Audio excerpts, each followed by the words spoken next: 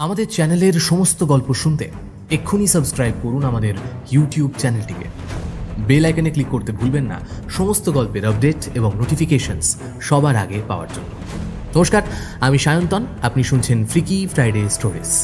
আজ freaky Friday স্টোরিজে আপনার জন্য রয়েছে একটি বিশেষ স্বাদের ভৌতিক গল্প, সুলেখক অর্ণব ঘোষের কলম থেকে রাংদা। আজকের গল্প পাঠে রয়েছে শুভ, গল্পের সূত্রধার আমি সায়ন্তন।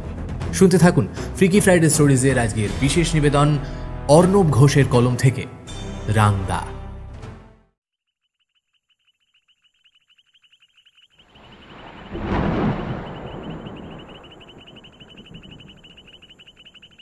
ডিসেম্বরের প্রথম রাত।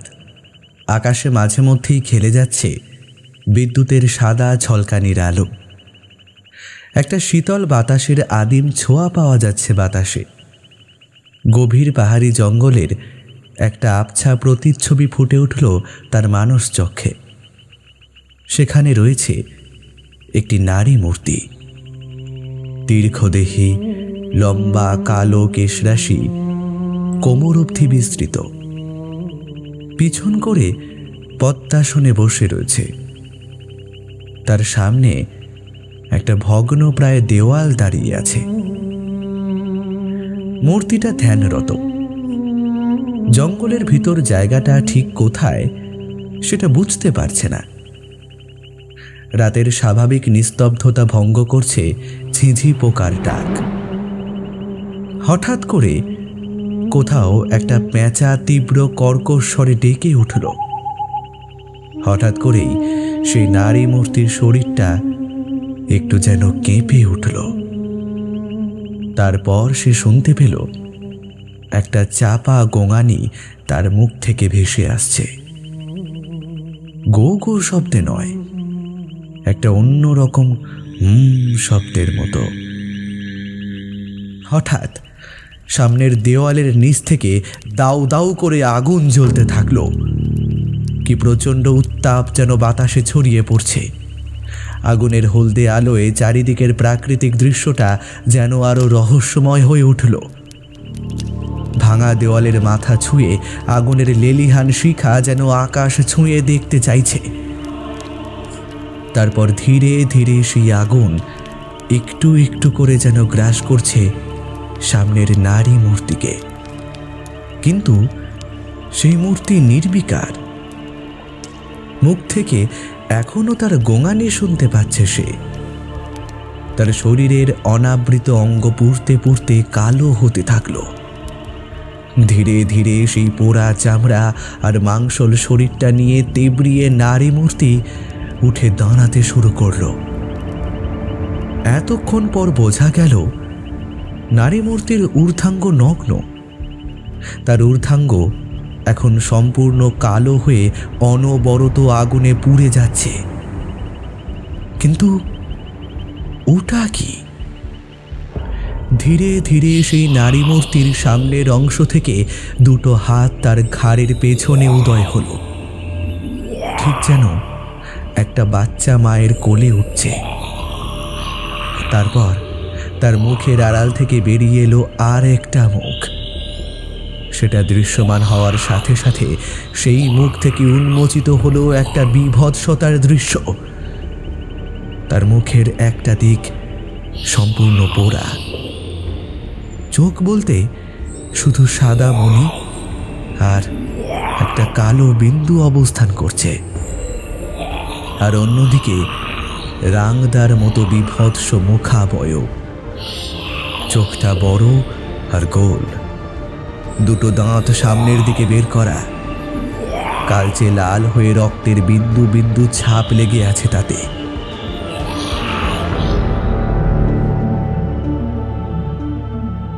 হঠাৎ তার ঠোঁট দুদিকে হাসার মতো প্রসারিত হয়ে চওড়া হতে শুরু করলো।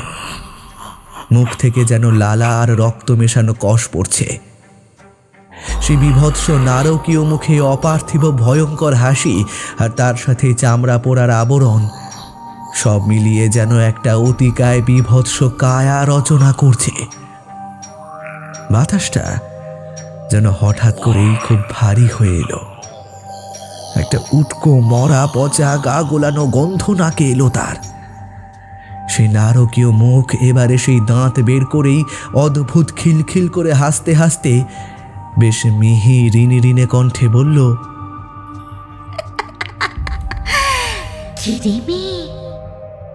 আজ রাতে বললাম না যে আমার কাছে আসবি? আয়, আমি তো তোর অপেক্ষা করছি। আমি মুক্তি নেব রে মা, তোর হাতেই মুক্তি নেব।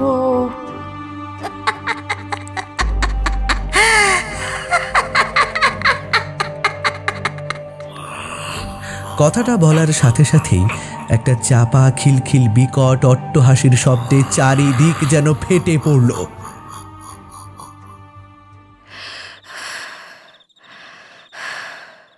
আর সাথে সাথেই ধরফড়িয়ে উঠে পড়ল সে। তার সম্পূর্ণ শরীর ঘামে ভিজে গেছে, ক্রমাগত ঘন ঘন নিঃশ্বাস ফেলছে সে, গলাটা শুকিয়ে কাঠ হয়ে গেছে। এটা এটা কিরকম অদ্ভুত বিভৎস স্বপ্ন ছিল! বাইরের জমাট অন্ধকার যেন ঘরে প্রবেশের পর্দা ভেদ করে ভিতরে আসছে। একটা শীতল বাতাসের ধাক্কা হঠাৎই ঘরে ঢুকল যেন। আর এবারে বাস্তবে সে শুনতে পেল সেই উপেক্ষা না করতে পারা ডাক। কিরিমি, রাতে বললাম না আসবি? আয় আয়, আমি মুক্তি নেব রে মা। আয় আয়।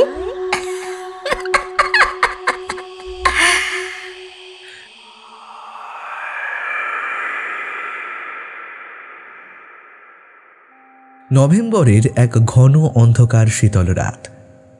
কুয়াশা সম্পূর্ণ ঢেকে রেখেছে পাহাড়ে ঘেরা মেঘালয় রাজ্যের মাওলিনং গ্রামের সমগ্র এলাকাটা। বাতাস ভারী এবং হিমশীতল হয়ে আসছে রাত বাড়ার সাথে সাথে। অন্ধকার এতই ঘন যে পথ চিনে চলা কঠিন। রাস্তার পাশে শিমুল এবং ফিকাস গাছগুলো এমনভাবে দাঁড়িয়ে আছে যেন কেউ ছায়া থেকে তাদের সন্দিগ্ধ দৃষ্টিতে দেখছে। কাঁপতে কাঁপতে বিশাল গামবুটের মচমচ শব্দ করে এগিয়ে চলেছে একজন যাত্রী। পরনে প্রায় 2টো মোটা উলের জ্যাকেট, মাথায় টুপি, গলায় মাফলার, নিচে ভারী ট্র্যাকস্যুট, হাতে মোটা গ্লাভস। সে মাওলিনং গ্রাম ছাড়িয়ে অনেকটা দূরে চলে এসেছে। তার হাতে ধরে থাকা একটা হলদে হয়ে যাওয়া অতি প্রাচীন ম্যাপ। প্রতিটা নিঃশ্বাসে তার মুখ থেকে ধোঁয়া বেরোচ্ছে। ম্যাপ দেখে চলতে চলতে আশেপাশের অংশটা দেখল একবার। সবুজ ঘাসে ঢেকে রাখা ফাঁকা উচ্চভূমি অঞ্চলে কোনো জনবসতি তো দূর, কোনো প্রাণের রেশ পর্যন্ত নেই। চারিদিকে যেন বিরাজ করছে এক আদিম অপার্থিব নীরবতা। আরেকবার ম্যাপের সাথে জায়গাটা মিলিয়ে নিজের মনে মনেই বলল, আরে আরে কোথায় গেল? এখানেই তো থাকার কথা। এত বড় জায়গাটা তো এইভাবে উধাও হয়ে যেতে পারে না। কি হলো? কোথায় গেল? আরও কিছুটা এগোতে থাকলো অবিন্যস্ত পদক্ষেপে। ঠান্ডায় হাঁটতে খুবই কষ্ট হচ্ছে তার। অশেষ ক্লান্তি সহ্য করেও কোনো এক দুর্বোধ্য আকর্ষণে কিসের খোঁজে যেন এগিয়ে চলেছে দেহটাকে নিয়ে। শেষে সংলগ্ন অঞ্চলের সবথেকে উঁচু উচ্চভূমিতে গিয়ে দাঁড়ালো সে। সামনে বেশ কিছুটা নিচু সবুজ জমি। সেখানে প্রথম পা রাখতেই পাটা যেন একটু ভিতরে ঢুকে গেল বলে তার মনে হলো। মুহূর্তে ক্লান্ত শরীরটায় যেন উত্তেজনার প্রবল রেশ জেগে উঠল। আরও 3বার পা দিয়ে পরীক্ষা করল জমিটা। সেই জায়গাটা যেন একটা ফাঁপা গহ্বরের মতো। জায়গাটা ভেঙে একটা অগভীর গর্ত হয়ে গেল। বেশ কয়েকটা পাথরের চাই ভিতরে পড়ে যাওয়ার আওয়াজ পেল।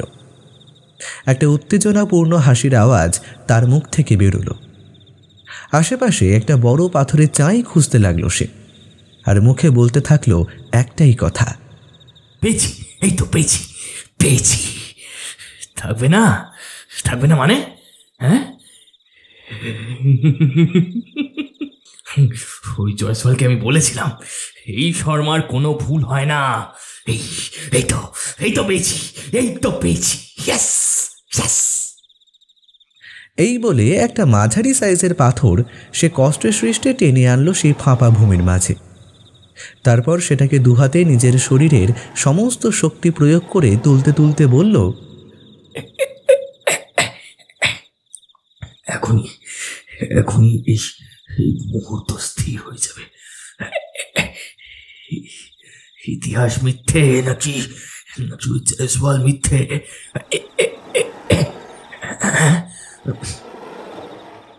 পাথরের চাঁইটা ঠিক গিয়ে পড়ল মাঝের সমভূমির একেবারে মধ্যভাগে।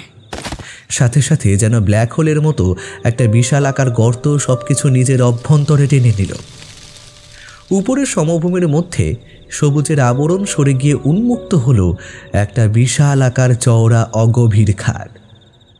খাদের নিচে রয়েছে পাথুরে অঞ্চল। এক যুগ আগে সেখানে ছিল জনবসতি। বর্তমানে সম্পূর্ণ আগুনে পুড়ে যাওয়া এই অঞ্চল দীর্ঘ শতক ধরে মানুষের চোখের আড়ালে ছিল। আজ বহু যুগ পর একজনের পোড়া কালো মাটি আবার রাতের তারাভর্তি আকাশ দেখতে পেল। জায়গাটা আবিষ্কার হতেই একটা অদ্ভুত উষ্ণতা অনুভব হলো তার, আর তার সাথে নাকে এক পোড়া পোড়া গন্ধ। কিছুটা ধোঁয়াও বেরোচ্ছে সেই কালো পোড়া মাটি থেকে, যেন কয়েকশো বছর ধরে আগুন জ্বলেছিল এইখানকার মৃত্তিকায়। প্রকৃতির কি অসাধারণ খেলা! এই জায়গাটাকে কিরকম অদ্ভুতভাবে শুধুমাত্র একটা সবুজ সমতল ভূমির চাদরে ঢেকে ফেলেছিল অবলীলায়। কেউ আন্দাজ করতেও পারবে না এই মাটির নিচে লুকিয়ে আছে অজানা রহস্য। নিজের লক্ষ্যে সাফল্য পাওয়ার আনন্দে খুশি হয়ে তীব্র অট্টহাসি শুরু করলো সে। আনন্দে লাফালাফি করতে করতে প্রায় নাচতে শুরু করলো। তারপর নিজেকে একটু ধাতস্থ করে বলল, মালটাকে সবকিছু ফোন করে বলি, সব শুনলে আজ রাতে আর ওর ঘুম হবে না। ফোনের রিং হলো 2 বার, 3 বার, 4 বার। তার তর সইতে চাইছে না আর।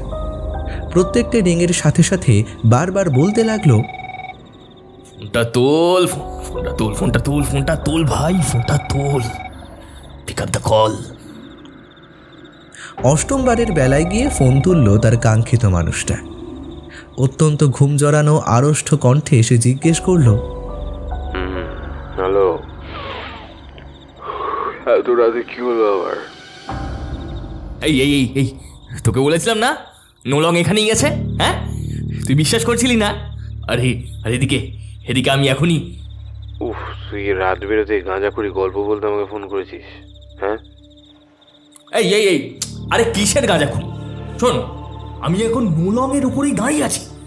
আচ্ছা একটা কাজ কর, তুই হোয়াটসঅ্যাপটা খোল, আমি তোকে একটা ছবি পাঠাচ্ছি। হোয়াটসঅ্যাপটা খোল এক্ষুনি। কি মানে?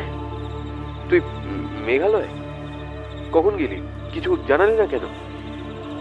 মুহূর্তের মধ্যে যেন ঘুমের রেশটা সম্পূর্ণ উধাও হয়ে গেল ওপাশের মানুষটার। একটা চাপা উত্তেজনার ভাবও শোনা গেল তার কণ্ঠে। এপাশের যুবক বেশ ভাব নিয়ে জবাব দিল, আরে সেই সব পরে বলবো, আগে যে ছবিটা পাঠাচ্ছি সেটা দেখ, আর যত তাড়াতাড়ি সম্ভব পারলে কালকের ফ্লাইট ধরেই তুই এখানে চলে আয়। আর শয়তান দত্তকেও নিয়ে আয়। শিলং অবধি আয়, তারপর না হয় আমি এখানে লোকের সাথে কথা বলে কিছু একটা ম্যানেজ করে দিচ্ছি। আচ্ছা ফোনে চার্জ নিয়ে আমার, রাখছি। এইটুকু বলেই ফোনটা কেটে দিল সে। নিচের জায়গাটার ওয়াইড অ্যাঙ্গেল থেকে একটা ছবি তুলে পাঠিয়ে দিল সেই নাম্বারের হোয়াটসঅ্যাপে। তারপর একটা দীর্ঘশ্বাস ফেলে সেই সবুজ উচ্চভূমির উপরই নিজের ক্লান্ত শরীরটা এলিয়ে দিল। একটা হাত ঝুলতে থাকলো সেই খাদের থেকে। বড্ড ঘুম পাচ্ছে তার। ক্লান্তিতে 2 চোখের পাতা এক হয়ে এলো। সাফল্য লাভের আনন্দের একটা মধুর ছোঁয়া লেগে থাকলো তার ঠোঁটের কোণে। ঘুমের রাজ্যে তলিয়ে গেল তার সম্পূর্ণ শরীর। জ্যাকেটের বুক পকেটে তার নাম, কোম্পানির নাম আর লোগো ফুটে উঠল। Someshwar Singh, stringer and story founder, AIB news, Kolkata.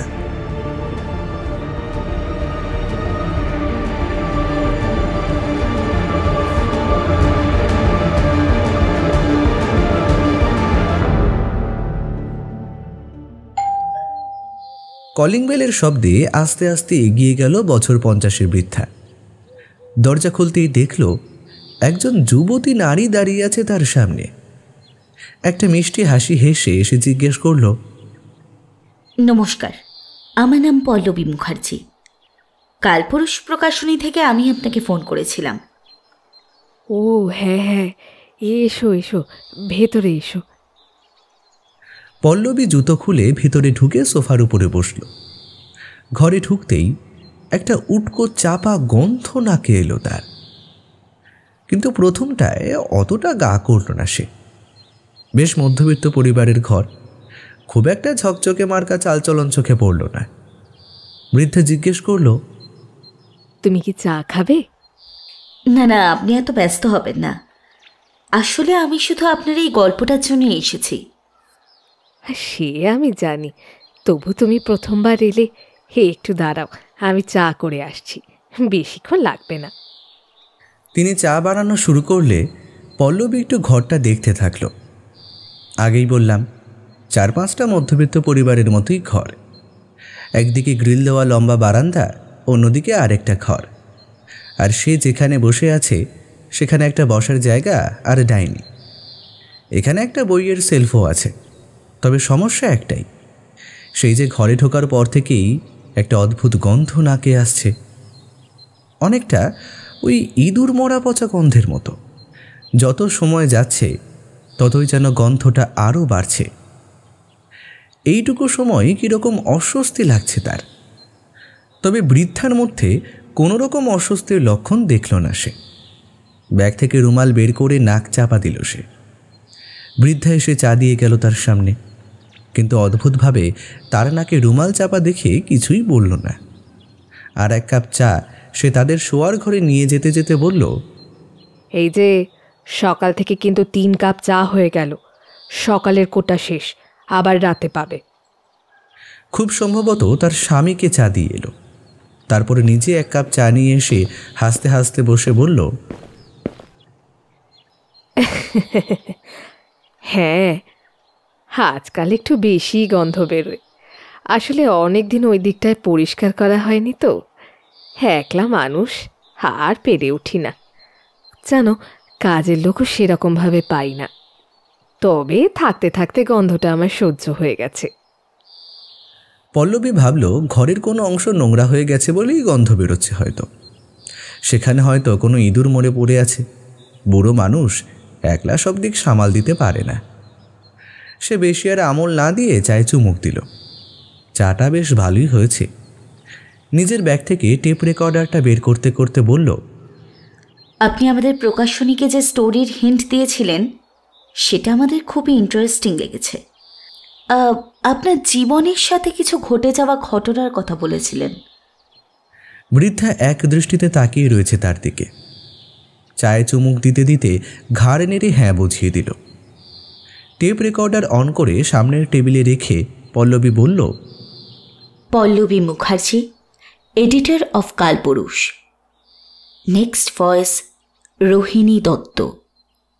শুরু থেকে শুরু করুন ম্যাম।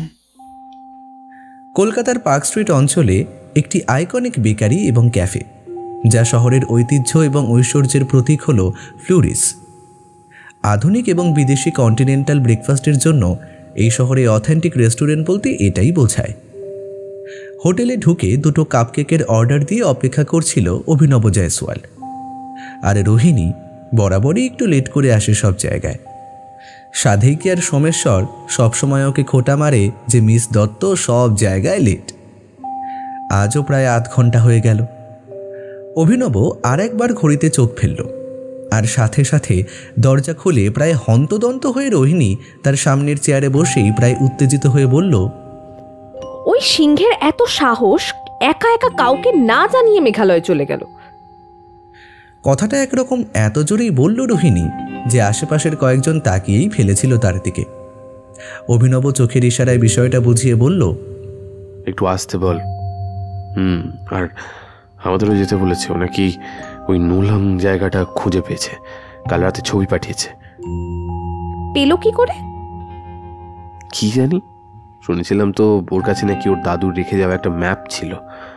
বলেছিল সেই ম্যাপ নাকি ওদের পূর্বপুরুষ ওখান থেকে আসার সময় ওটা নিয়ে এসেছিল, ওটাই নাকি নিয়ে গেছে। দেখে দেখে মিলিয়ে খুঁজে পেয়েছে। এই দেখ। এই বলে ফোন বের করে গ্যালারি খুলে ছবিটা রোহিণীকে দেখালো। কয়েক সেকেন্ড ছবিটা এদিক ওদিক ঘুরিয়ে রোহিণী জিজ্ঞেস করলো, হ্যাঁ রে, জায়গাটা কি বাই এনি চান্স পুড়ে গিয়েছিল? ও যে জায়গাটায় দাঁড়িয়ে সেটা পুরোপুরি সবুজ ঘাস, কিন্তু নিচের জায়গাটা কেমন যেন কালো পোড়া পোড়া টাইপ না? হ্যাঁ, ও তো বললো কোনো রানী নাকি নিজেকে দানবীতে রূপান্তরিত করে তার প্রতি হওয়া অবিচারের প্রতিশোধ নিতে পুরো জায়গাটা জ্বালিয়ে দিয়েছিল। এর বাইরে আমি আর কিছুই জানি না। বলছি, বাড়ি গিয়ে গোছগাছ করে নে। আমি বিকেলে গুয়াহাটির ফ্লাইটের 2টো টিকিট অলরেডি কেটে নিয়েছি। তারপর ওখান থেকে বাসে করে অল ইন নং। দুটোরই টাকাটা জিপে করে দিস। কোন Airways? One and only Indigo. চল উঠলাম, আমারও গোছগাছ বাকি আছে। আচ্ছা, তুই ছবিটা এখনই একটু সেন্ড করে দে, আর সাবধানে যাস, কেমন? কেকের শেষ অংশটা একেবারে মুখে ঢুকিয়েই বেরিয়ে গেল অভিনব। যাওয়ার সময় ছবিটা তার হোয়াটসঅ্যাপে পাঠিয়ে দিয়েছে। সে চলে যেতেই রোহিণী ছবিটা খুলে তার দিকে তাকিয়ে শুধু চিন্তা করতে থাকলো নোলাং জায়গাটার বিষয়ে। খুবই সাধারণ একটা ছবি, রাতে তোলা হয়েছে বলে প্রপার আলো পায়নি ছবিটা। ওই ফোনের ফ্ল্যাশে যেটুকু বোঝা যাচ্ছে ওই আর কি। একটা ছোটোখাটো বেশ চারিদিকের উঁচু সবুজ জমির মাঝে বিস্তীর্ণ অংশ জুড়ে রয়েছে সেই জায়গাটা। সম্পূর্ণ কালো হয়ে আছে, তবে কালো রঙের মধ্যেও কীরকম একটা মুখের মতো শেপ যেন ফুটে উঠেছে জমিটার উপর।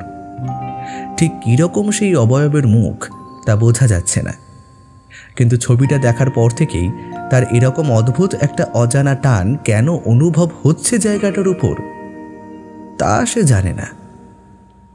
একটা স্মিত হাসি হেসে ফোন বন্ধ করে সেও কেকটা শেষ করে ফ্লোরিস থেকে বেরিয়ে গেল। কলকাতা শহরের আকাশটা আজ বেশ ফুরফুরে মেজাজেই রয়েছে। নীলাভ আকাশে সাদা সাদা মেঘ তুলোর পেঁজার মতো ভেসে বেড়াচ্ছে। রোহিণী মনে মনে বলল, have a nice day to me. বিকেলে এয়ারপোর্টে পৌঁছে রোহিণী আগে একটা স্টল থেকে একটা ম্যাগাজিন কিনে নিল, mythology of old Meghalayan range. ফ্লাইটে উঠে সেটাই এক মনে পড়ছিল। সেটা দেখেই অভিনব জিজ্ঞেস করল, তুই আবার এসবে কবে থেকে ইন্টারেস্টেড হলি? হিস্ট্রি রিসার্চার থেকে mythology? For your kind information, সব কিছু নিয়ে পড়াশুনো করাটাও ওয়ান কাইন্ড অফ রিসার্চ। আর প্রাচীন মাইথোলজি এক কথায় আমাদের বর্তমান শাস্ত্রেরই ইতিহাস। হ্যাঁ, সে তো বটেই, পড়াশুনো একটা রিসার্চ। অভিনব বুঝল রোহিণী খুব সিরিয়াস আছে কোনো একটা বিষয় নিয়ে, নয়তো সাধারণত সে এইসব খোঁচায় রেগে যাওয়ার মতো মেয়ে নয়।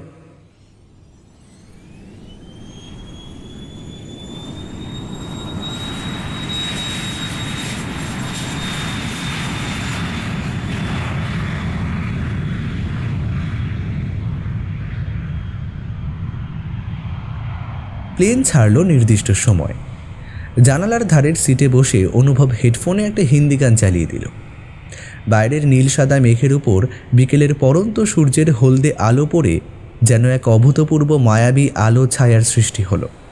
প্লেন থেকে যখন গুয়াহাটি বিমানবন্দরে নামলো তখন অন্ধকার হয়ে গেছে। একটা ছাই রঙের চাদর আকাশের বুকে যেন ছড়িয়ে পড়েছে। রোহিণী লাগেজ কালেক্ট করে জিজ্ঞেস করলো, এবারে নেক্সট মোড অফ ট্রান্সপোর্ট বাস তো? এখান থেকে বাসে করে শিলং, তারপর ওখান থেকে নাকি ভাড়ায় গাড়ি পাওয়া যায়। কিন্তু আমরা যে সময় পৌঁছবো আর যে জায়গায় যাব সেখানে গাড়ি পাওয়া খুবই মুশকিলের। তাই আমাদের জন্য নাকি সোম ঘোড়ার গাড়ি পাঠিয়ে দেবে। গাড়ি নাকি এমনিতেই অনেক ঘুরপথে যায়, প্লাস অত রাতে গাড়ি না পেলে উল্টে প্রবলেম বাড়বে। ঠিক আছে, এমনিতেও পৌঁছতে পৌঁছতে অনেক রাত হয়ে যাবে। দুজন আর কোনো কথা না বলে নির্দিষ্ট বাসে গিয়ে উঠল।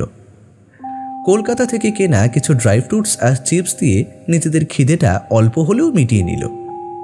বাস ছাড়ল নির্দিষ্ট সময়ের প্রায় 15 মিনিট পর। রাতের অন্ধকারে পাহাড়ি অঞ্চলের এবড়ো খেবড়ো পাথুরে রাস্তার ওপর দিয়ে বাস ধীর গতিতে এগিয়ে চলল। জানালার ধারে বসে বাইরের সব কিছু দৃশ্য অন্ধকারের কালিমায় আদিম কৃষ্ণবর্ণের হয়ে যাওয়ায় একটা দীর্ঘশ্বাস ফেলে চোখ বন্ধ করল রোহিণী। পাশে বসে সোমেশ্বর নিজের মোবাইলে ইন্টারনেটে একটু ইতিহাস জানার চেষ্টা করছিল নোলং শহরের, কিন্তু সেরকম কিছু তথ্য না পেয়ে সেও চোখ বুঝল। এদিকে সরু পাহাড়ি রাস্তার একদিকে খাদকে সঙ্গী করে চাঁদের আলোয় দৃশ্যমান বাসটা এগিয়ে চলল শিলংয়ের উদ্দেশ্যে। হুম্বা হাম্বা শব্দ করে আগুন ঘিরে একদল খাসি উপজাতির মহিলা অদ্ভুত ছন্দবদ্ধ ভঙ্গিতে নৃত্য করছিল। তাদের সাথে গান করছিল দুজন পুরুষ। একপাশে কোনায় বসে বসে মাটির ভারে মহুয়া খাচ্ছিল সোমেশ্বর, আর খাসি উপজাতির প্রধান মাংলং সিএম। দুজন লোক কাছেই একটা স্থানে মৃদু আওয়াজ দুটো বড় সাইজের ধামসা বাজাচ্ছে। কয়েকজন মহিলা এক জায়গায় বসে বসে উনুনে কি যেন রান্না করছে, খুব সম্ভবত রাতের খাবার। তারা দুজন যেখানে বসে আছে তার থেকে কিছুটা দূরেই এই নেশার দ্রব্য বানানোর কাজ করছে চারজন লোক। দুটো মাটির হাঁড়িতে একটা তরল রেখে কলা পাতা চাপা দিয়ে আগুনে অল্প আঁচে পোড়াচ্ছে। মাঝে মাঝে জল ছিটিয়ে দিচ্ছে হাঁড়ির গায়ে। ভুরভুর করে মারাত্মক গন্ধ আসছে। তার উপর নেশাটা একটু বেশিই হয়ে গেছে সোমেশ্বরের। চোখ দুটো লাল হয়ে এসেছে, দৃষ্টিও মোটামুটি একটু ঝাপসা হয়েই এসেছে। সে নেশা ধরা কণ্ঠে জিজ্ঞেস করলো মাওলংকে, রাত তো অনেক হলো, তা বলছি টাঙা নিয়ে বেরিয়ে গেছে তো ওই তীরথ কি? হ্যাঁ, নয়তো ওই দুজন আবার ওই বোকাচোদা। আচ্ছা সরি সরি সরি সরি, আরে আরে ওই ভ্যাবলার মতো দাঁড়িয়ে থাকবে ওখানে, ওই জন্যই বলছি। হ্যাঁ, বেরিয়েছে তো ওরা। ঠিক তেমনই নেশাতুর কণ্ঠে মাওলং উত্তর দিল, সে তো কবেই পাঠিয়ে দিয়েছি। আমাকে এবারে তুমি বলো তো, এত জায়গা থাকছে হঠাৎ এই গ্রামে কেন? পথ ভুল করে নাকি? না না না না কাকা কাকা, শোনো শোনো, আসলে ওই এই কাকা কি? কাকা কি? কাকা আবার কি? আমি তোমার বাবার কোন পেয়ারের ভাই? মাওলং ডাকবে আমাকে, নাম ধরে রাখবে। ও আরে আরে আরে সরি সরি কাকা কাকা সরি। ও ও সরি সরি, মাওলাং মাওলাং। মাওলাং হচ্ছে বড্ড লং। হ্যাঁ, আমি তোমায় ছোট্ট করে মাও বলে ডাকবো। হ্যাঁ,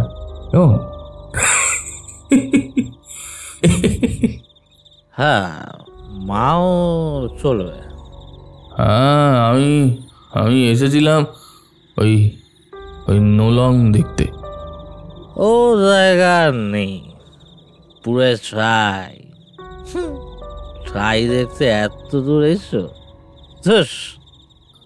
হ্যাঁ, আরে আরে না রে বাবা, শোনো শোনো শোনো, মায়ের মুখে শুনেছি আমাদের পূর্বপুরুষ, হ্যাঁ আমাদের পূর্বপুরুষ নাকি এই এখানে থাকতো।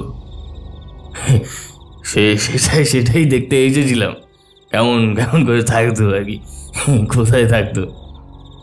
ও, আমি তো ওখানে ইতিহাস জানি। আমি জানি ও জায়গা কি করে ওরম হলো। শোনো, এক সময় ওখানে এই এই এই এক মিনিট আরে আরে এখন যদি বলি তাহলে কিন্তু সব ভুলে আউট হয়ে যাবো। হ্যাঁ, তো তোমায় আবার করে বলতে হবে। তাতে বরং অন্য গল্প করি। আমার ওই দুই উজবুক আসছে না, ওরা আসুক একবার, ওরা এলে তারপর একেবারে শুনবো। একদম ঠিক বলেছ। ইতিমধ্যে দুজন মহিলা এসে জানালো যে রাতের খাবার হয়ে গেছে। মাও তাদের জানিয়ে দিল, এই কি যেন নাম ভাই তোমার? আমার নাম তো আরে ওই তো সোম। আমার নাম সোমেশ্বর সিংহ। হ্যাঁ, আর সোমদার দুজন বন্ধু আসবে, ওরা এলে একসাথে খাও। মহিলা দুজন মাথা নামিয়ে সম্মতি জানিয়ে চলে গেল। ওদিকে এখনো আগুন ঘিরে নাচ আর গান চলছে। মাও আরও একটা ভার মহুয়া ঢেলে বলল, তুমি জানো? হ্যাঁ, ওই জায়গায় দু দলের লোক থাকতো, কিন্তু একদিন রাতারাতি দুই দলের লোকই পালিয়ে যায়। সব করার সব ভিতর ডিম। বলি খ্যান খ্যান শব্দে হাসতে থাকলো মাও, সাথে সাথে সোমও হাসতে থাকলো। তারপর আবার চুমুক দিয়ে জিজ্ঞেস করলো, কেন কেন পালিয়ে গেছিল কেন? হঠাৎ করে এই প্রশ্নটা শুনে কয়েক মুহূর্তের জন্য যেন মাওয়ের নেশা ছুটে গেল। সোম দেখল ঘন অন্ধকারের মধ্যেও মাওয়ের চোখ মুখের অবস্থা যেন পরিবর্তিত হয়ে গেছে। সে হাত দিয়ে ইশারায় সোমকে আরও কাছে এনে অত্যন্ত সাবধানী হয়ে ফিসফিস করে বলল, সে এসেছিল তো, সে এসেছিল বলেই সবাই মরে যাচ্ছিল, তাই তো সব রাতারাতি পালিয়ে গেল। কে এসেছিল? রাঙ্গুদা। কথাটা বলার সাথে সাথেই দূরে কোথাও কয়েকটা শিয়াল একসাথে ডেকে উঠল। ঠান্ডা একটা হাওয়ার রেশ বইতে শুরু করল। সোমের মনে হলো দূরের গাঢ় অন্ধকার ঘেরা পাহাড়টা যেন আস্তে আস্তে তাদের দিকেই এগিয়ে আসছে। মাটির ভাঁড়টা সর্বশক্তি দিয়ে দূরে ফেলে দিল সে। সাথে সাথে মাও প্রশ্ন করল, এই ফেলে দিলে আর হবে না? এটুকুতেই কাত। খ্যাক খ্যাক করে ভাঙা ভাঙা কণ্ঠে বিশ্রী হাসি হাসতে থাকলো মাও। সোম কোনো উত্তর দিল না, শুধু মাথা নিচু করে এক দৃষ্টিতে তাকিয়ে রইল জ্বলন্ত অগ্নিকে ঘিরে নাচিয়ের দলকে। তাদের পায়ের ঘুঙুরের আওয়াজ, পুরুষের দলের অদ্ভুত সুরেলা কণ্ঠে, আর রাতের মায়াবী পরিবেশ, নেশা এবং রাংধা সব মিলিয়ে যেন সোমের মাথায় এখন হিজিবিজি কাটছে।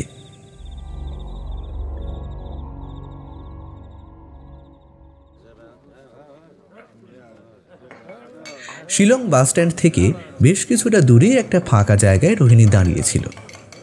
বাসের কয়েকজন যাত্রী দূরে একটা ধাবায় বসে রুটি তরকা খাচ্ছে, আর বাকিরা যে যার মতো রওনা দিয়েছে। রাতের অন্ধকারের গাঢ়ত্ব এবং ঠান্ডা বাতাসের প্রাবল্য সমানুপাতিক হারে বৃদ্ধি পাচ্ছিল। আকাশের চাঁদটা হলদে হয়ে মাথার উপর আলো দিচ্ছে। অভিনব দুটো ভাঁড় ভর্তি গরম চা নিয়ে এসে একটা রোহিণীকে দিল। চায়ে প্রথম চুমুক দিয়ে রোহিণী বলল, এই সিংহের লোক কখন আসবে রে? এত ঠান্ডায় এত রাতে এভাবে দাঁড়িয়ে থাকা যায় নাকি? উফ, কোনো কাণ্ড জ্ঞান নেই, সিরিয়াসলি। অভিনব কোনো উত্তর দিল না। চায়ে চুমুক দিতে দিতে নীলাভ কালচে পাহাড়ের কোলে জমে থাকা ধোঁয়াস্বরূপ কুয়াশার শোভা উপভোগ করছিল। এরকম নৈসর্গিক সৌন্দর্যের সাক্ষী থাকাও হয়তো জীবনের একটা অন্যতম অভিজ্ঞতা হয়ে থাকবে। শেষ চুমুক দেওয়ার সাথে সাথে ছক্কা মিয়ার টমটমের মতো টুংটুং গাড়ির আওয়াজ আর ঘোড়ার খুরের শব্দ শুনতে পেল। দুজনেই একসাথে মুখ ঘুরিয়ে দেখল ঘন কুয়াশাচ্ছন্ন আঁধারের আস্তরণ ভেদ করে একটা ঘোড়ার গাড়ি ছুটতে ছুটতে তাদের দিকেই এগিয়ে আসছে। বিষয়টা দেখে অভিনব ঘড়ি দেখে বলল, ফাইনালি এসে পৌঁছলো। এখন যেতে কতক্ষণ লাগাবে কে জানে। ঘোড়ার গাড়িটা অন্ধকার বেরিয়ে আলোর নিচে এসে দাঁড়ালো। গাড়ির চালক তাদের দুজনকে একবার আপাতমস্তক লক্ষ্য করে চোখের ইশারায় ভিতরে উঠে বসতে বলল। এমনিতেই দেরি হয়ে গিয়েছিল, তার উপর বাগবিতণ্ডায় সময় নষ্ট করতে কেউই চায়নি। চুপচাপ গাড়িতে উঠে বসলে ঘোড়ার পিঠে আবার লাগামটা ছড়ে মারল সহিস। একটা চিঁহি আওয়াজ করে ঠকঠক শব্দ করতে করতে গাড়িটা এগোতে থাকলো অন্ধকারের অতল গহ্বরে। দুদিকে ঘন পাহাড়ি অরণ্যের বনভূমি, প্রকৃতি জুড়ে বিরাজ করছে আদিম বনজ নিস্তব্ধতা। শুধু ঘোড়ার পায়ের আওয়াজ আর তার গলায় বাঁধানো ঘণ্টার টুংটাং শব্দ ভাসতে ভাসতে চলেছে। চাঁদের হলদে আলোটা তেছড়াভাবে রাস্তায় পড়ছে। রোহিণী প্রশ্ন করল, এখান থেকে তাও কতক্ষণের রাস্তা? প্রায় 1 ঘন্টা। তুই একটু মুখটা বন্ধ রাখ আর এই রাতটা অনুভব কর। কলকাতায় এসব জিনিস পাবি না। অনুভব তোর সাথে আর কি করব? তাহলে কি সোম থাকলে অনুভব করতিস? মৃদু হেসে উল্টো দিকে মুখ ঘোরায় রোহিণী। মনে পড়ে যায় তাদের কলেজ জীবনের কথাগুলো। একই ক্লাসে পড়তো অনুভব, সোম আর রোহিণী। তিনজনেরই বিষয় ছিল ইন্ডিয়ান হিস্ট্রি অ্যান্ড পলিটিক্স। নানা রকম বিষয় নিয়ে তর্ক বিতর্ক তাদের মধ্যে লেগেই থাকত। কিন্তু যতই সেসব থাকুক, তাদের তিনজনকে কখনো আলাদা করা সম্ভব হয়নি। সোমের প্রায় একটা বদ অভ্যেস ছিল, দেখা হলেই রোহিণীর চুল ধরে এক টান মারত। প্রথম প্রথম রোহিণী খুব বিরক্ত হতো, কিন্তু পরবর্তীকালে ওই ছোটোখাটো জিনিসগুলোই ওদের মধ্যে আত্মিকতার বন্ধন সুদৃঢ় করে তোলে। এসবের মধ্যেই কি করে যে সোমের প্রতি ভালোবাসাটা হঠাৎ করে চলে এলো সেটা বুঝতেই পারল না। হঠাৎ কলেজের একটা দিনের ঘটনা রোহিণীর মনে পড়ে গেল। সেদিন ছিল ফাইনাল ইয়ারের প্র্যাকটিক্যাল পরীক্ষার শেষ দিন। রোহিণী অনেক কষ্ট করে টাকা জমিয়ে সোমের জন্য একটা পাঞ্জাবি কিনেছে। তার খুব ইচ্ছে ফেয়ারওয়েলের দিন সোম যেন এটা পরেই আসে। তার সাথে নিয়ে এসেছিল দুটো কাঠগোলাপ ফুল। সোমের খুব পছন্দের ফুল ওটা। এই দুটো জিনিস দিয়েই আজ নিজের মনের কথা শেয়ার করবেও। যদিও সোম অতটাও বোকা নয় যে কিছুই বুঝতে পারে না, তবুও ফর্মালিটি বলে তো একটা বিষয় হয় নাকি। সেই মতো সেদিন প্রায় অনেকটাই মাঞ্জা দিয়ে কলেজে গিয়েছিল রোহিণী। এখন এসব ভাবলেও হাসি পায় তার। পরীক্ষা শেষ হয়ে গেছে। বুকের ভিতরটা ঢিপ ঢিপ করছে একটা অজানা উত্তেজনায়। কলেজের বাইরের একটা গলির ভিতরে শিব মন্দিরের পিছনের গাছতলায় দাঁড়িয়ে আছে রোহিণী। ওই তো দূর থেকে ছুটতে ছুটতে আসছে সোম। কিন্তু ওর মুখটা এরকম ফ্যাকাশে লাগছে কেন? ও কাছে আসতেই রোহিণীকে কোনো কথা বলার সুযোগ না দিয়ে হাঁপাতে হাঁপাতে বলল, তুই এখানে? আর ওদিকে আমরা সবাইকার জামার ওপর নাম লিখে উইশ করছি। আরে আরে চল চল চল। আরে শোন তো আগে, সোম, এই সোম। সোম যেন কোনো কথা শোনার মুডেই নেই। দ্রুত হাত ধরে টানতে টানতে আবার কলেজের ভিতরে নিয়ে গেল। ব্যাস, প্রপোজালের 14:30 ওখানেই বেজে গেল। অভিমানে আর কখনো প্রপোজ করেনি রোহিণী। আসলে এই প্রেম নিবেদন বিষয়টা অনেকটা সারা বছর পরে ফাইনাল এক্সাম দেওয়ার মতো। একবার ব্যর্থ হলে সারা বছরের প্রস্তুতি মাটি। নতুন করে শুরু করার ইচ্ছেটাই যেন চলে যায়। ঘোড়ার গাড়ির সাইডের হাতলে হাতের উপর মাথা রেখে এসব ভাবছিল রোহিণী। গাড়ির একটা ঝাঁকুনিতে হঠাৎ করে যেন ভাবনার সুতোয় বাঁধা পড়ল। দেখল দূরে উপরের একটা উচ্চভূমির স্থানে আগুনের হলদে আভা দেখা যাচ্ছে। তার সাথে নাকে আসছে হাঁসের মাংস পোড়ার গন্ধ। রোহিণী জিজ্ঞেস করল, আমরা এসে গেছি তো? কি জানি, তুই কি আগুন দেখে বললি? ওটা লাস্ট 10 মিনিট ধরে দেখতে পাচ্ছি তো আমি। এই তুই কি ঘুমোচ্ছিলি? মায়ের এই মোমেন্টে তুই ঘুমোলি? পারিস ও ভাই তুই? রোহিণী কোনো কথা বলল না। আবার উল্টো দিকে মুখ ফিরিয়ে আগুনের শিখাকে লক্ষ্য করতে থাকল। সেটাকে কেন্দ্রবিন্দু করে গোল গোল পথে ঘুরতে ঘুরতে তার দিকে এগিয়ে যাচ্ছে গাড়িটা। এক মুহূর্ত দেখলে মনে হবে যেন সোনালি চাঁদের দিকে মায়াবী ছন্দে এগিয়ে যাচ্ছে গাড়িটা। জায়গাটার চারিদিকে দাউ দাউ করে আগুন জ্বলছে। কোথাও কোনো জনবসতি নেই, লোকজন নেই। তবে আগুনটা যেন যত্রতত্র জ্বলছে না। উপর থেকে ড্রোন শট নিলে অনেকটা একটা অগ্নিকন্যার মতো মুখের আকৃতি দেখাবে। তার হাস্যময়ী মুখ যেন গিলে খাচ্ছে সোমেশ্বরকে। বড় ভয়ানক এবং বিভৎস সেই মুখের আতুল। সে বুঝতে পারছে না এই জায়গা থেকে বেরোনোর পথ কোথায়। ঊর্ধ্বশ্বাসে ছুটে যাচ্ছে সেই জায়গাটার মধ্য দিয়ে। ধীরে ধীরে ধোঁয়ায় ভরে যাচ্ছে সেই স্থান। তার নিঃশ্বাস নিতে অসুবিধে হচ্ছে। দৌড়তে দৌড়তে হাঁপিয়ে পড়ে শেষে ক্লান্ত হয়ে বসে পড়ল সে। যেখানে বসল সেই জায়গাটা সেই হাস্যময়ী অগ্নিমুখের ঠিক মুখের ভিতরের অংশে। বিষয়টা লক্ষ্য করেনি সোমেশ্বর। হঠাৎ কোথা থেকে একটা লাস্যময়ী নারী কণ্ঠের ছলনাময় হাসির আওয়াজ কানে এলো তার। এদিকে দৌড়নোর ক্লান্তি এবং তীব্র ধোঁয়ার বিরুদ্ধে তার ফুসফুস আর বিদ্রোহ করতে পারছে না। একটা মেয়েলি কণ্ঠে মিহি ঋণঋণে ডাক আসছে তার। কি হলো? থেমে গেলি কেন? পালা পালা পালা! দিন আমরা পালিয়েছি, আজ তুই পালা পালা পালা!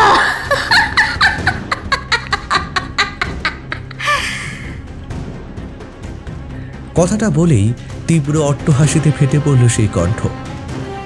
কিন্তু কাউকে তো দেখতে পাচ্ছে না সোমেশ্বর। সেই হাসির শব্দ যেন আকাশ বাতাস থেকে ধ্বনিত হয়ে ক্রমেই কালান্তক হয়ে নেমে আসছে তার উপরে। হঠাৎ একটা বিকট শব্দে তার ভেতরটা যেন ভয়ে খালি হয়ে গেল। আওয়াজটা এলো তার পেছন দিক থেকে। ধীরে ধীরে মাথা ঘুরিয়ে দেখল তার ভূমির পেছনের সবুজে ঘেরা পাহাড়টা আসলে একটা আগ্নেয়গিরি। দীর্ঘদিন ধরে ঘুমন্ত ছিল সেই আগ্নেয়গিরি। বহুদিনের পর এক তীব্র বিস্ফোরণে আগুনের এবং লাভার একটা বিশাল আকারে ঢেউ যেন তার দিকেই নেমে আসছে আকর্ষণের গতিতে। আর কয়েক মুহূর্তের মধ্যেই তার দেহটা উত্তপ্ত হয়ে গলে লাভার সাথে মিশে যাবে। দুহাতে চোখ মুখ ঢেকে একটা তীব্র চিৎকার করে উঠল সোমেশ্বর। সাথে সাথে ধরফড়িয়ে উঠে বসল সে। প্রচণ্ড হাঁপাচ্ছে সে। এত ভয়ানক স্বপ্ন সে আগে কখনো দেখেনি। কিন্তু এর অর্থ কি ছিল? প্রচণ্ড ঘাম দেখা দিয়েছে তার। নিজেকে একটু ধাতস্থ করল। নেশার মাত্রাটা একটু বেশিই হয়ে গেছে। সে শুয়েছিল খাসিদের একটা ছাউনি দেওয়া ঘরের মধ্যে। হলদে বাল্বের আলোটা বড্ড চোখে লাগছে। উঠে গিয়ে একপাশে রাখা মাটির ঘড়া থেকে জল নিয়ে চোখে মুখে ঝাপটা মারল সে। একটু বেটার লাগছে এখন। টমটমের টুংটুং আওয়াজ বাইরে থেকে কানে এলো তার। অর্থাৎ ওই দুই মক্কেল চলে এসেছে। ছাউনি থেকে বাইরে বেরিয়ে এসে একগাল হাসি দিয়ে দাঁড়ালো। টমটম থেকে নামছে রোহিণী এবং অভিনব। ওরা দুজনে সোমের দিকে এগিয়ে আসতেই সোম একটা হাসি হেসে বলল, welcome to the land of god guys. আগুনের মর্মর ধ্বনি যেন চন্দ্রলোকিত রাতের শোভা বহুগুণ বাড়িয়ে দেয়। পাথরের তৈরি পাত্রে তিনজনকে খাবার পরিবেশন করে দিচ্ছিল খাসি উপজাতির কয়েকজন মহিলা। রোহিণী দেখল তাদের পরনে একটি লাল রঙের রেশমি কাপড়, যা কাঁধ থেকে ঝুলিয়ে রাখা হয়েছে এবং কোমরের কাছাকাছি সুরক্ষিত করা হয়েছে। সাধারণত অনেকেরই গলায় এবং কানে সোনার গয়না এবং চওড়া নেকলেস পরানো আছে, যা তাদের ঐতিহ্যবাহী পোশাকের সঙ্গে অনেকটাই মানানসই। গরম গরম ভাতের সাথে দেশি হাঁসের মাংসের ঝোল বেশ তৃপ্তি করে খাচ্ছিল অভিনব। এদিকে সোম দেখল মাওলং তাদের সামনে বসে তদারকি করছে, কিন্তু এখনও নেশা করে যাচ্ছে। মনে মনে ভাবল, ধন্য তোমার হজম ক্ষমতা। মাও হাসতে হাসতে নেশার স্বরে জিজ্ঞেস করল, খাওয়া ঠিকঠাক হয়েছে তো? তিনজনই ঘাড় নেড়ে বুঝিয়ে দিল খাবার একদম ঠিকঠাক আছে।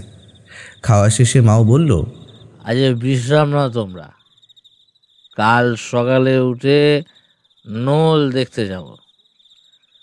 শোয়াচ্ছি শোয়াচ্ছি শোয়াচ্ছি শোয়াচ্ছি। সুর করে শুভরাত্রি গাইতে গাইতে মাও টলতে টলতে চলে গেল। তাদের তিনজনকে একসাথে থাকার জন্য একটা বড় সাইজের ছাউনি দেওয়া ঘর দেওয়া হয়েছে। তিনজনই ভিতরে প্রবেশ করতে দেখল বেশ পরিপাটি ব্যবস্থা। তিনটে ছোট সাইজের স্বল্প উচ্চতার খাটিয়া, একটা বাল্ব মাঝখানে লাগানো আছে, তীব্র উজ্জ্বল আলো তার। একটা বড় জলের কুঁজোও দেওয়া, একপাশে একটা কাঠের পাল্লা দেওয়া বন্ধ জানলা। তিনজন বিছানায় শরীর এলিয়ে দিল। প্রত্যেককে দেওয়া আছে একটা মোটা চাদর। রোহিণী প্রশ্ন করল, এখান থেকে তোর নোলং কত দূর? ভালোই দূর আছে, হেঁটে যেতে হবে। ওই প্রায় 1 ঘন্টা 10-15 মিনিট লাগবে। তাহলে কি কাল নিচে নামবো আমরা? একটা দীর্ঘ হাই তুলে ঘুম মেশানো কণ্ঠে সোম বলল, আরে আমি আর তুই বরং নাবি, রোহিণী না হয় ওই ওপরের আশপাশের এলাকাগুলো একটু সার্ভে করুক। অনেকটা মাওলংকে নকল করার ভঙ্গিতে সুর করেই গুড নাইট বলল সোম। ঠান্ডা পরিবেশে গরম চাদরের উষ্ণ আবেশ গায়ে স্পর্শ করতেই ক্লান্তি আর ঘুম সকলেরই দুচোখ জুড়ে নেমে এলো। খাড়াই পাহাড়ের রাস্তা বেয়ে উষার মিঠে আলো সোজাসুজি নেমে আসছে। মাওলিংনং গ্রাম থেকে বেরিয়ে আসার পরেই এই রাস্তাটা পড়ে নোলংয়ে যাওয়ার জন্য। সোম, রোহিণী, অভিনব এবং মাওলং সেই খাড়া বন্ধুর পাহাড়ি রাস্তা বেয়ে নেমে আসছিল ধীরে ধীরে। না, মাওলং স্বাচ্ছন্দ্যেই হাঁটছিল, ওরা তিনজন ধীরে ধীরে নামছিল। দিনের বেলা হলেও একটা ঠান্ডা শৈত্যপ্রবাহ যেন গায়ে কাঁটা ফুটিয়ে দিচ্ছে। রোহিণী অবাক হলো একটা বিষয় দেখে, যে এই ঠান্ডাতেও মাওলং কেবল একটা লাল কাপড় গায়ে জড়িয়ে রয়েছে। সে জিজ্ঞেস করলো, এত ঠান্ডায় আপনাদের শুধু একটা কাপড় গায়ে জড়িয়ে রেখেছেন? ও অসুবিধা হয় না? না না, অসুবিধা কিসের, এতকাল ধরে আছি, অভ্যেস হয়ে গেছে। অভিনব তার কানে কানে চুপিসারে বলল, রোজ রাতে মাল খেলে আর ঠান্ডা লাগবে কি করে? মুখ টিপে হাসলো শুধু ওরা দুজন। অনেকক্ষণ ধরেই হেঁটে চলেছে। এখন তারা পাহাড় থেকে নেমে যেই জায়গায় হাঁটছে সেটা এক প্রকার উঁচু নিচু সবুজ উচ্চভূমি। এখানে কোনো জনবসতি নেই। মাঝখান দিয়ে এগিয়ে গেছে মেঠো পাথুরে রাস্তা, আর রাস্তার দুপাশ জুড়ে বড় বড় শিমুল আর ফিকাস গাছের সারি মাথা তুলে দাঁড়িয়ে আছে। সূর্যের আলো গাছগাছালির ফাঁক ফোকর দিয়ে ঢুকে ভেতরটা কিছুটা আলোকিত করেছে।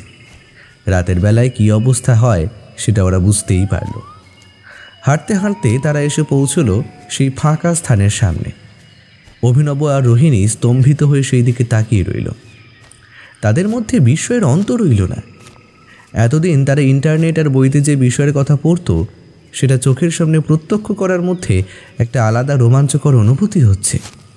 সোম পকেট থেকে একটা সিগারেট ধরিয়ে ভুরু নাচিয়ে জিজ্ঞেস করল, বাবা বলেছিলাম, বিশ্বাস হলো তো? আনবিলিভেবল।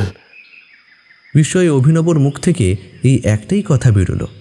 রোহিণী খুব ধীর কণ্ঠে বলল, আজ থেকে 1000 বছর আগে ভাবা যায় এখানে নাকি দুটো আদিবাসী গোষ্ঠী বাস করত, কিন্তু এই জায়গা সহ দুটো গোষ্ঠী ধ্বংস হলো কেন কে জানে। মাওলং এই প্রশ্নের উত্তরে হাসতে হাসতে বলল, এখন জায়গাটা ভালো করে দেখে নাও, রাতে তোমাদের সব ইতিহাস বলবো দিদিমণি। আমার আবার পেটে একটু না বলে ঠিক হয় না আর কি, বুঝেছো তো?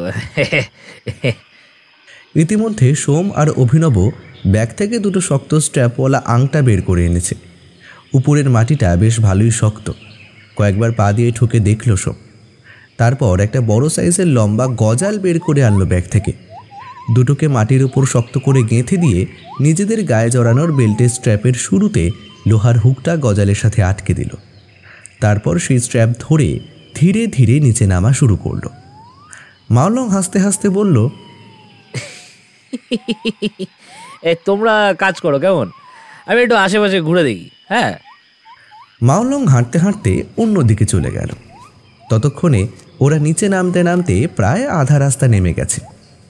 রোহিণী দেখল সোমের ম্যাপটা উপরেই রাখা আছে। ম্যাপটা খুলে সে দেখতে বসল। বহু পুরনো হলদে হয়ে যাওয়া একটা ম্যাপ। কিছু কিছু জায়গায় লাল কালি দিয়ে মার্ক করা আছে। কয়েক জায়গায় কিছু স্পেশাল আইকন দিয়ে রাখা আছে। নোলংয়ের সম্পূর্ণ অংশটা লাল কালি দিয়ে মার্ক করা। কিন্তু এটা কি? ব্যাগ থেকে একটা ছোট্ট পেন্সিল দিয়ে কিছু লাইন আঁকতে শুরু করলো রোহিণী। জায়গাটার মধ্যে কয়েকটা বিশেষ চিহ্ন রয়েছে। সেই সব জায়গাগুলো পেন্সিল দিয়ে যোগ করলে একটা অদ্ভুত ভয়ঙ্কর নারী মূর্তির মুখাবয়ব তৈরি হচ্ছে। বড় বড় দুটো চোখ, দাঁত বাইরে বের করা, গাল দুটো ঈষৎস্ফীত। মূর্তিটা যেন হাসছে, চওড়া হাসি হাসছে। বিভৎস একটা মুখ যেন ম্যাপ ফুঁড়ে বাইরে বেরিয়ে আসতে চাইছে। মূর্তিটা যেন রোহিণীকে দেখেই খিলখিলিয়ে হেসে উঠেছে। হঠাৎ তার চোখে পড়ল ম্যাপের ওপর দুটো বিশেষ চিহ্ন রয়েছে। একটা মোষের শিঙের চিহ্ন আর একটা ঈগলের ডানার চিহ্ন। শিঙের চিহ্নের পাশে লেখা থ্রাং আর ডানার চিহ্নের পাশে লেখা মারাল। অর্থাৎ এই দুই গোষ্ঠীর লোক এখানে বসবাস করত। আবার চোখ পড়ল নিচের হাস্যকর মুখটার ওপর। খুব অস্বস্তি লাগলো রোহিণীর। তাড়াতাড়ি ম্যাপটা ভাঁজ করে আবার সোমের ব্যাগে ঢুকিয়ে দিল। নিচে ওরা এখন জায়গায় জায়গায় কিছু কিছু জিনিসের অস্তিত্ব খোঁজার চেষ্টা করছে। পা দিয়ে চেপে চেপে প্রত্যেক জায়গায় মাটির ঘনত্ব দেখার চেষ্টা করছে। রোহিণী উপর থেকে চিৎকার করে তাদের উদ্দেশ্যে বলল, এই এই তোরা নিচে কি খোঁজার চেষ্টা করছিস বলতো? গুপ্তধন। সোমের এই আর কি ঠিক পছন্দ হলো না তার। ছেলেটা যে কেন ওর সাথে সবসময় এরকম করে ও বুঝতে পারে না। সে আবার চিৎকার করে বলল, এই আর কি কম মার, আমি আশেপাশে ঘুরে একটু দেখছি। তো তোকে তো এনেছি ওপরে সার্ভে করার জন্য, তুই এতক্ষণ কি করছিলি? তোর ম্যাপটা দেখছিলাম। আমি যাচ্ছি ওই পিছনে জঙ্গলের দিকটায়, তোদের হয়ে গেলে আমাকে ফোন করিস কিন্তু। আর কোনো উত্তরের অপেক্ষা না করেই রোহিণী হাঁটতে শুরু করলো। পিছনে ফেলে আসা শিমুল আর ফিকাস গাছের ছায়া ঘেরা জায়গাটা আসার সময় তার বেশ ভালো লেগেছিল। সে সেই দিকে ধীর পায়ে এগিয়ে যেতে লাগলো। এদিকে নিচে সোম আর অভিনব জায়গাটা দেখতে দেখতে কিছু মাটির স্যাম্পেল তুলে নিচ্ছিল। অভিনব বলে উঠল, সোম, বেকার এলাম রে, এখানে তো পুড়ে যাওয়া মাটি ছাড়া আর কিছুই নেই। সোমের হঠাৎ মনে পড়ল গত রাতের স্বপ্নের কথা। সেই ঘুমন্ত আগ্নেয়গিরিটা কোথায় আছে? আশেপাশে মাথা ঘুরিয়ে দেখতেই দেখতে পেল তার ঈশান কোণে রয়েছে সেই আগ্নেয়গিরি। হ্যাঁ, একদম স্বপ্নের মতোই লাগছে। ওই তো পাহাড়টার গায়ে একটা অদ্ভুত ঊর্ধ্বমুখী চিহ্ন বোঝা যাচ্ছে। হ্যাঁ, এই আগ্নেয়গিরি। গত রাতে সে স্বপ্নে এই আগ্নেয়গিরি দেখেছিল। কেমন যেন একটা ঘোরের মধ্যে চলে গেছিল সে। অভিনব ডাকতে তার হুঁশ ফিরল। কিরে, কি দেখছিস ওদিকে হাঁ করে? আচ্ছা, এই ভলক্যানোটার নাম জানিস? কি ভলক্যানো? ভাই, আমরা শিলংয়ে, ভারতীয় প্লেটের সবচেয়ে স্থিতিশীল অংশে আমরা দাঁড়িয়ে আছি, এখানে তুই ভলক্যানো পেলি কোথায়? উফ, এটা বলছি দেখে বল না, গুগলে ফেলে দেখ আশেপাশে আছে কিনা কোনো ঘুমন্ত আগ্নেয়গিরি। তোর মাথায় যে কি চলছে কে জানে, দাঁড়া দেখতে দে। অভিনব ফোন বের করে চেক করতে থাকল। সোম আবার আগের মতো একদৃষ্টিতে সেদিকে তাকিয়ে রইল। ফোনের স্ক্রিনে তাকিয়ে হঠাৎই অভিনবর চোখ বিস্ফারিত হয়ে উঠল। উত্তেজিত কণ্ঠে সে বলল, হে কি, এটা কি করে সম্ভব? বলছে মেঘালয়ের মাওলিনং অঞ্চলের কাছাকাছি স্থানের কিছু এলাকায় আগ্নেয়শিলার প্রমাণ পাওয়া যায়, যা প্রাচীন আগ্নেয়গিরি কার্যকলাপ নির্দেশ করতে পারে। ঠিক এরকমই একটা আগ্নেয়গিরি হলো কি লেখা, লুমডরাহা। বাবা, কি নামের বহর! ঠিকঠাকই আছে। খাসি ভাষায় লুম মানে হলো পাহাড়, আর ডারাহা কথার মানে ঘুমন্ত আগুন। দুইয়ে মিলে তো আগ্নেয়গিরি দাঁড়াচ্ছে। মানে আমি যা ধরেছিলাম তা একেবারেই ঠিক। সবই না হয় বুঝলাম, কিন্তু তুই আগ্নেয়গিরির কথা জানলি কি করে? তুই তো আগে কখনো আসিসনি বলছিলি। সোম মাটি থেকে একটা পোড়া আঁদলা ইট তুলে নিয়ে সেটা হাতে করে নাচাতে নাচাতে সামনে এগিয়ে গিয়ে একটাই শব্দ উচ্চারণ করল, স্বপ্নে। ছায়া ঘেরা উঁচু উঁচু গাছগাছালির মধ্যে দিয়ে হাঁটতে রোহিণী এসে থমকে দাঁড়ালো একটা জায়গায়। 3টে ফিকাস গাছ এখানে একটা মাঝারি সাইজের ত্রিভুজ গঠন করে দাঁড়িয়েছে। তাদের ঘিরে দাঁড়িয়ে আছে বেশ কয়েকটা শিমুল গাছ, আর সেই ত্রিভুজের ঠিক মাঝখানে দাঁড়িয়ে আছে রোহিণী। সূর্যের আলো এই জায়গাটায় বিশেষ পৌঁছতে পারছে না। গাছের উপরের অংশের পাতাগুলো ছাউনি মতো করে রেখেছে। দিনের বেলাতেও একটা হালকা অন্ধকারাচ্ছন্ন ভাব বিরাজ করছে। এখান দিয়ে আসার সময় রোহিণীর মনে হচ্ছিল জায়গাটা যেন কোনো এক অমোঘ আকর্ষণে তাকে টানছে। কেউ যেন পিছন থেকে তাকে ডাকছে। সেই ডাক বড় অব্যর্থ ডাক, তার উপেক্ষা করার ক্ষমতার বাইরে। কিছু তো একটা অদ্ভুত আছে এই স্থানে। সাথে সাথে রোহিণীর মনে হলো এখানের বাতাসে একটা কীরকম উগ্র গন্ধ রয়েছে, অনেকটা মিঠে পারফিউমের উগ্র মিষ্টি ঝাঁঝালো একটা গন্ধ। বাতাসটা হঠাৎ করে যেন একটু বেশিই ঠান্ডা হয়ে গেল। কেউ যেন তার কান ছুঁয়ে বেরিয়ে গিয়ে ফিসফিস করে খোনা মেয়েলি কণ্ঠে বলে গেল একটা কথা, কি রে মেয়ে, এত দেরি করে ফিরে এলি কেন?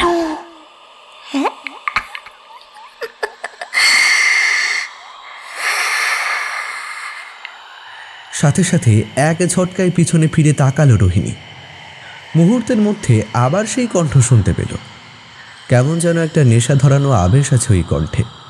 তার সাথে ওই মিষ্টি উগ্র গন্ধটাও যেন একরকম সম্মোহন করে দিচ্ছে তাকে।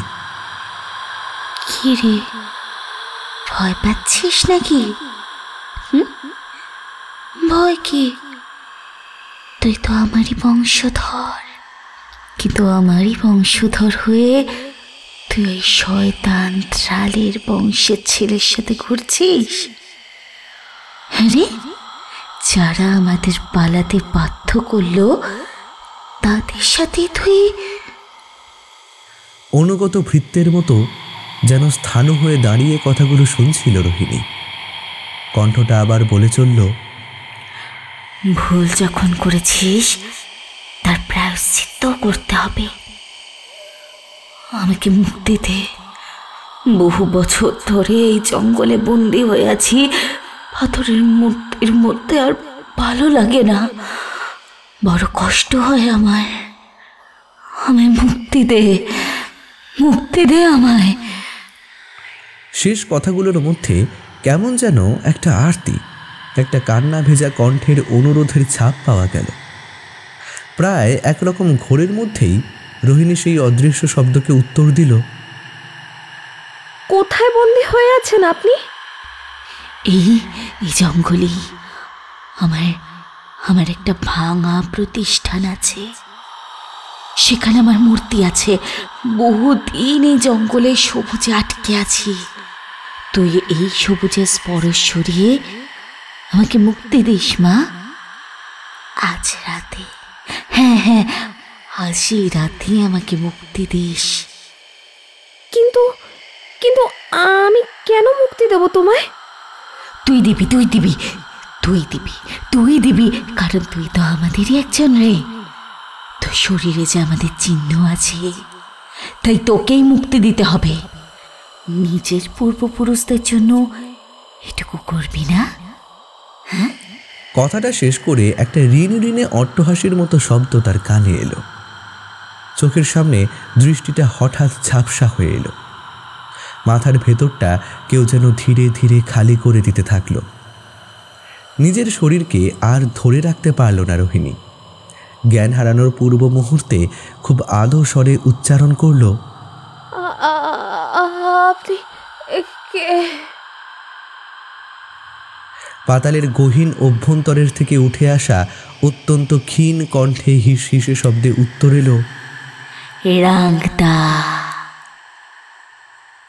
এরপরেই কড়া গন্ধের মোহে অচৈতন্য হয়ে পড়ে গেল রোহিণী সেই অদ্ভুত ত্রিভুজের ন্যায় স্থানের মাঝখানে। সবুজ জমিটা যেন নরম দুই হাতে তার শরীরটাকে লুফে নিল।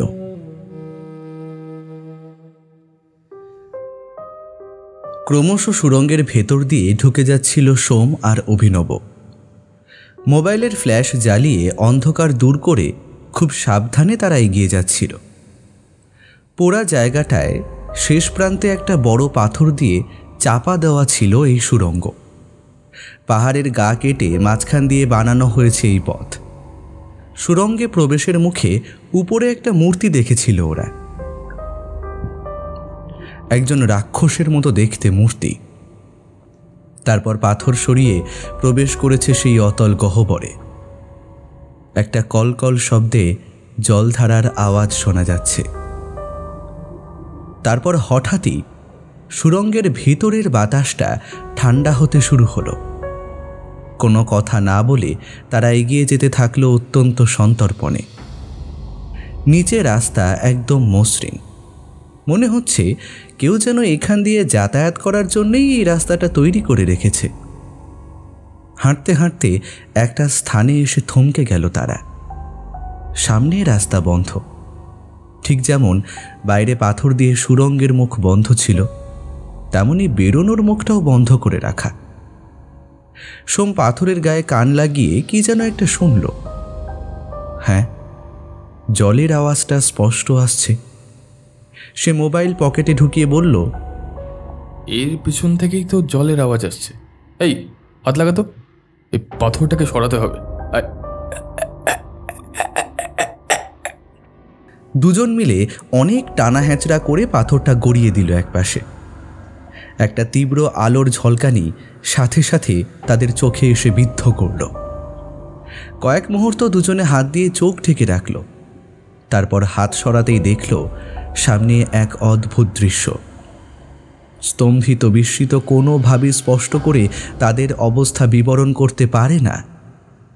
সামনের দৃশ্যটা বিবরণ করতে হলে বলতে হয় এখানে নীলচে আকাশ দৃশ্যমান, সূর্যালোকেরও দেখা দিয়েছে, আর তাদের সামনে আর একটা সবুজে ঢাকা অনুচ্চ পাহাড় 3 দিক ঘিরে রয়েছে। একটা পাহাড়ি ঝর্ণা গা বেয়ে ভীষণ গতিতে নেমে এসে অনবরত জল বর্ষণ করছে মাঝখানে টলমল করতে থাকা গাঢ় নীলাভ জলাশয়ের উপরে। সে যেন কোনো রূপকথার রাজ্যে তারা চলে এসেছে। একটা পোড়া বদ্ধভূমির ভেতর দিয়ে সুড়ঙ্গ করে এরকম একটা সবুজাভ জায়গায় যে আসা যায় সেটা তারা বিশ্বাসই করতে পারছে না। সোম আর অভিনব একে অন্যের দিকে একবার মুখ চাওয়াচাই করে নিল। তাদের বিস্ময়ের ভাবটা যেন কাটছেই না। প্রথম মৌনতা ভঙ্গ করল সোম। ওকে ওকে ওকে আই অ্যাডমিট, এই জায়গাটার বিষয়ে আমার বিন্দু বিসর্গ জানা ছিল না, কিন্তু এই রকম করে একটা সুড়ঙ্গ রাখার কারণ কি? অভিনব জলের দিকে এগিয়ে গিয়ে একবার হাত ডোবালো, তারপর ঝর্ণার দিকে তাকিয়ে বলল, বেশ ঠান্ডা জল, খাওয়ার উপযোগী কিনা কে জানে। আরে কি দরকার দেখার, আমি বাড়ি গিয়ে একটু না হয় রিসার্চ করবো জায়গাটা নিয়ে। ইন্টারনেট চালু হওয়ার পর কেউ এই জায়গাটা আবিষ্কার করেছে বলে তো মনে হয় না। তোর মনে হয় তুই এই জায়গাটায় ডিটেলস ইন্টারনেটে পাবি? একটা দীর্ঘশ্বাস ফেলে সোম তার কথায় সায় দিল। তারপর মোবাইল বের করে জায়গাটার একটা ছবি তুলে নিয়ে বলল, আচ্ছা চল ফেরা যাক। অভিনব তখন ঝুঁকে পড়ে জলের নিচে কি একটা দেখছিল।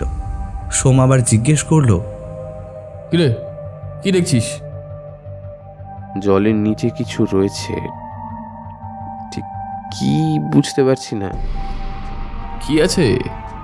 মৎস্যকন্যা বুঝি? হ্যাঁ, সব বিষয়ে ছাড়লাম। সোম হাসতে হাসতে তাকে ধরে দাঁড় করিয়ে বলল, আচ্ছা আচ্ছা আচ্ছা সরি সরি সরি চ এবার, নইলে ওইদিকে আবার ওই মিস দত্ত আমাদের জন্য অপেক্ষা করতে করতে একেবারে অগ্নি শর্মা হয়ে উঠবে। চ। একটা গম্ভীর মুখ নিয়ে অভিনব আর একটা হাস্যময় মুখ নিয়ে সোম সেই অপার্থিব জায়গা থেকে বেরিয়ে সুড়ঙ্গের পথ ধরল। অনেক প্রশ্ন মাথায় ঘুরছে এখন অভিনবের মাথার ভিতরে। কেন এই জায়গাটা রাতারাতি পুড়ে ছাই হয়ে গেছিল? এখানের লোকজন পালিয়েই বা কেন গেল? কি ঘটেছিল তাদের সাথে? সোম হঠাৎ করে ঘুমন্ত আগ্নেয়গিরির কথা তুলল কেন? এই সুড়ঙ্গ খোঁড়ার পেছনে কি কারণ? সুড়ঙ্গের পেছনে ওই অপার্থিব সুন্দর জলাশয়ের নিচে কিসের অস্তিত্ব উপস্থিতির আভাস পেয়েছিল সে? প্রশ্ন অনেক, উত্তর একটাও নেই। ঠিক বেরোনোর মুখটার কাছে এসে ওদের মনে হলো মাওলং যেন চিৎকার করে ডাকছে। বাইরে থেকে তার আওয়াজটা ক্ষীণ হলেও স্পষ্ট শোনা যাচ্ছে, আরে ও শহরের বাবুদের দল, আর তাড়াতাড়ি বেরিয়ে এসো, তোমাদের বন্ধুর কি বিপদ হয়ে গেছে দেখবে, চলো। ডাক্তার গুরুত্ব বুঝে তখনই সোম আর অভিনব দ্রুত দৌড়ে বাইরে বেরিয়ে এলো। দেখল মাও প্রায় উদ্ভ্রান্তের মতো উপরের উচ্চভূমিতে পায়চারি করতে করতে তাদের খুঁজছে। সুড়ঙ্গ থেকে বেরোতেই আবার হৈ হৈ করে চিৎকার করে বলল, এই কোথায় চলে গেছিলে, তাড়াতাড়ি আসো, ওদিকে তোমাদের বন্ধুর কি অবস্থা দেখবে, চলো। ঝুলন্ত বেল্ট আর স্ট্র্যাপ কোমরে পরে দ্রুত উপরে ওঠা শুরু করলো দুইজন। উপরে উঠতেই ওরা দেখল মাও তার ছোটোখাটো চেহারা নিয়ে ওই ফেলে আসা বনভূমির দিকে দৌড়ে এগিয়ে যাচ্ছে। তাকে দেখা দেখি ওরা দুজনেও ছুটল। ছুটতে ছুটতে ওরা যখন ওই 3 দিক গাছে ঘেরা ত্রিভুজাকার অংশের সামনে এসে দাঁড়ালো, দেখল অচৈতন্য অবস্থায় পড়ে আছে রোহিণীর দেহ।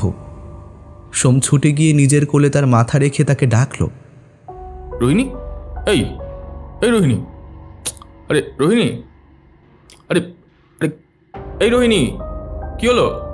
এ চোখ খোল রোহিণী। অভিনব ওর পালস পরীক্ষা করে বলল, সেন্সলেস, পালস খুব স্লো চলছে। তোর কাছে জল আছে? আরে না, জল তো আনিনি। এক কাজ কর, ওর পাটা একটু উপরে তুলে রাখো, ব্লাড সার্কুলেশন বেটার হবে। এই বলে অভিনব তার হাতের পাতা ঘষতে থাকলো। সোম ওর 2 পা নিজের কোলের উপরে রেখে দিয়েছে আর ওকে চিৎ করে শুইয়ে দিয়েছে। অভিনব তীর্যক দৃষ্টিতে লক্ষ্য করল সোমের চোখটা কি ছলছল করছে। হঠাৎ যেন মুখ থেকে এর একটা চাপা গোঙানির মতো স্বর ফুটে উঠল রোহিণীর। সেটা শুনতে পেয়েই সোম প্রায় তড়িঘড়ি তার 2 গাল অল্প চাপড় মেরে ডাকতে থাকল। অভিনব বেশ অবাক হলো। মিস দত্তের জন্য মিস্টার সিংহের এত কেয়ার আগে কখনো চোখে পড়েনি তার। এদিকে রোহিণী ততক্ষণে অল্প অল্প চোখ খুলে সামনের ঝাপসা দৃশ্যটাকে বোঝার চেষ্টা করছে। সোম তাকে অকস্মাৎ নিজের বুকে টেনে নিল। এই ঘটনাটার জন্য অভিনব একেবারেই প্রস্তুত ছিল না, তাই প্রথমটা হকচকিয়ে গেলেও পরে নিজেকে সামলে নিয়ে বলল, চল ফেরা যাক, ওর একটু কফি প্রয়োজন। খুব অস্ফুট স্বরে রোহিণী সোমের বুকের ভেতর থেকে একটাই কথা বলল, আমায় আমায় আমায় মুক্তি দিতে হবে, আমায় আমায় মুক্তি মুক্তি দিতে হবে।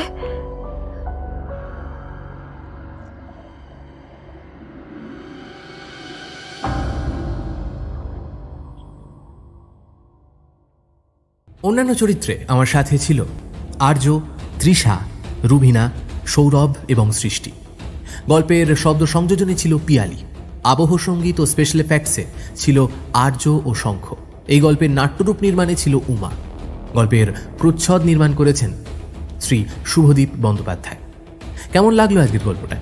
যদি আজকের গল্পটা আপনাদের ভালো লেগে থাকে অবশ্যই ভিডিওটিকে একটি লাইক করে দেবেন, চ্যানেলটা সাবস্ক্রাইব করতে ভুলবেন না, বেল আইকনে ক্লিক করে দেবেন সমস্ত গল্পের আপডেট এবং নোটিফিকেশনস সবার আগে পাওয়ার জন্য।